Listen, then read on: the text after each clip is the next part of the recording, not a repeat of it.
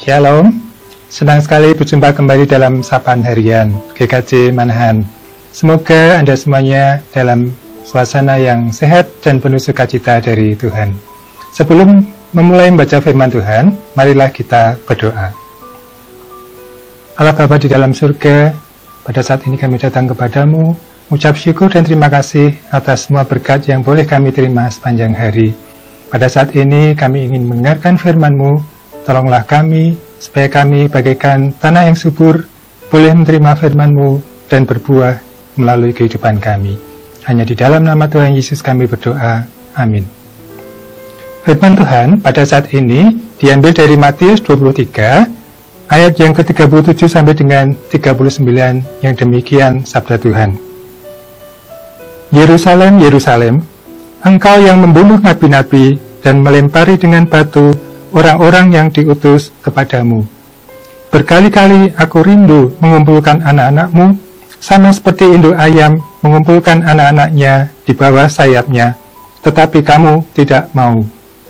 Lihatlah, rumahmu ini akan ditinggalkan dan menjadi sunyi. Dan aku berkata kepadamu, mulai sekarang kamu tidak akan melihat aku lagi, hingga kamu berkata, diberkatilah dia yang datang dalam nama Tuhan. Demikian pembacaan firman Tuhan. Judul dari perikop ini adalah keluhan terhadap Yerusalem. Ya, Tuhan Yesus sendiri yang mengeluh terhadap Yerusalem. Mengapa Tuhan Yesus mengeluh? Keluhan tidak selalu berarti buruk. Keluhan yang disebabkan karena kemalasan untuk menyelesaikan suatu tugas yang seharusnya kita selesaikan, bisa berarti keluhan yang tidak sehat. Tetapi keluhan atas sesuatu hal baik yang kita perbuat, tetapi selalu tidak diterima oleh orang lain, adalah keluhan yang sehat. Yerusalem menjadi salah satu kota milik pusaka suku atau Bani Yehuda ketika bangsa Israel sudah masuk ke tanah perjanjian, yaitu tanah Kanaan. Bisa dibaca di Yosua 15 ayat yang ke-63. Pada saat itu, penduduk asli Yerusalem, yaitu orang Yebus, belum bisa dikalahkan. Baru pada saat Daud menjadi raja, kota Yerusalem dapat direbut dari orang Yebus, dan Raja Daud menamainya kota Daud. Bisa dibaca di 2 Samuel 5 ayat yang ke-6 sampai dengan yang ke-10. Di kota inilah Salomo membangun bait Allah pada tahun keempat pemerintahannya. Bisa dibaca di 2 Tawarikh pasal yang ketiga. Dengan adanya bait suci atau bait Allah, Yerusalem menjadi pusat kerohanian bagi bangsa Yahudi. Banyak orang datang beribadah di dalam bait suci. Tetapi ironisnya, justru di kota Yerusalem, banyak nabi yang dibunuh seperti yang dikatakan oleh Tuhan Yesus pada Matius 23 ayat yang ke-37.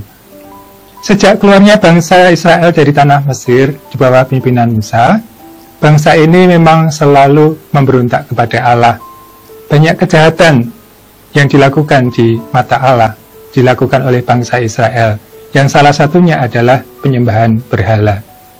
Sampai pada kedatangan Tuhan Yesus melihat kekerasan hati Israel yang tidak mau bertobat. Tuhan Yesus mengabarkan pertobatan dan kabar keselamatan tentang kasih Allah kepada manusia telah datang ke dalam dunia melalui diri Tuhan Yesus. Tetapi sama seperti nenek moyang Israel yang menolak, menganiaya, dan membunuh para nabi yang diutus untuk membawa bangsa Israel kepada pertobatan, demikian pula dengan orang Yahudi, para ahli Taurat, dan orang Farisi yang terus-menerus melawan dan menolak Yesus yang adalah sabda Allah. Dan itulah mengapa Tuhan Yesus mengecam ahli-ahli Taurat dan orang-orang Farisi yang dapat dibaca pada perikop sebelumnya, yaitu di Matius 23 ayat 1 sampai dengan 36. Tuhan Yesus melukiskan Allah Bapa seperti induk ayam, sedangkan Israel digambarkan sebagai anak-anak ayam. Makna dari kiasan ini adalah Allah mengasihi dan melindungi umatnya, namun Israel sendiri yang menolak pemeliharaan Allah. Akibatnya, Yerusalem diluluhlantakkan sehingga kota Allah menjadi sunyi senyap. Bisa dibaca pada ayat yang ke-37 dan 38. Demikian juga nubuat Tuhan Yesus yang juga dilihat pada Lukas pasal 19 ayat yang ke-43 dan 44 yang demikian sabda Tuhan. Sebab akan datang harinya bahwa musuhmu akan mengelilingi engkau dengan kubu, lalu mengepung engkau dan menghimpit engkau dari segala jurusan. Dan mereka akan membinasakan engkau beserta dengan pendudukmu, dan pada tembokmu mereka tidak akan membiarkan satu batu pun tinggal terletak di atas batu yang lain, karena engkau tidak mengetahui saat bila mana Allah melawat engkau.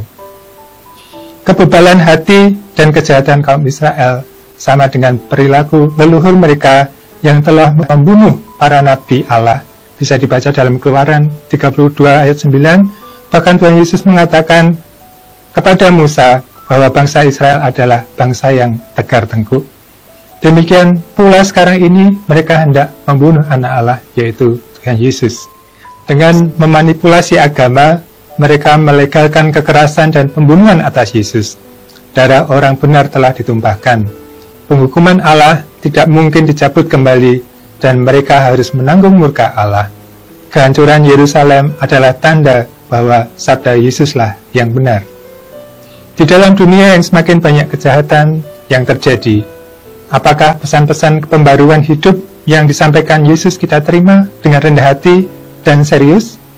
Ataukah kerinduan Yesus malah kita tolak karena terlanjur nyaman dengan hidup lama yang justru penuh dengan dosa dan cela? Bapak, Ibu, dan Saudara terkasih, Tuhan Yesus selalu membuka pintu pertobatan. Ketika manusia sadar akan kesalahan dan dosa yang sudah diperbuat, menyesali dan bertobat, maka pintu pertobatan dari Allah selalu terbuka. Firman Tuhan pada Matius 23 ayat 39 dikatakan, Aku berkata kepadamu, mulai sekarang kamu tidak akan melihat aku lagi, hingga kamu berkata, diberkatilah dia yang datang dalam nama Tuhan. Firman Tuhan ini berarti bahwa tangan Tuhan Yesus senantiasa terbuka untuk setiap orang yang dengan kerendahan hati menyesali dosa-dosanya dan bertobat serta kembali kepada Tuhan dan mengaku Yesus sebagai juru selamat dan Tuhan yang harus disembah. Amin.